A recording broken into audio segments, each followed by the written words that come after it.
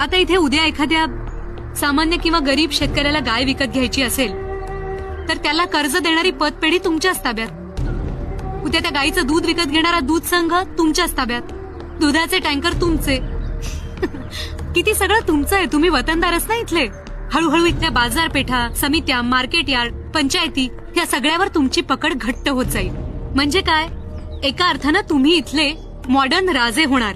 म्हणजे सरंजामदारच ना. इथल्या सामान्य माणसाला कळणार सुद्धा नाही की तो पिचतोय. हळूहळू त्याची मान चरकात अडकत चाललीय.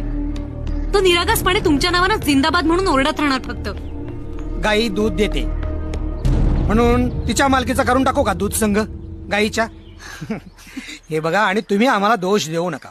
जोपर्यंत या देशात एका क्वार्टरवर आपलं मत बदलणारा तुमचा तो सामान्य माणूस आहे ना, तोपर्यंत आम्हाला म्हणजे या देशातल्या राजकारण्यांना दोष देण्याचं काही कारण नाही.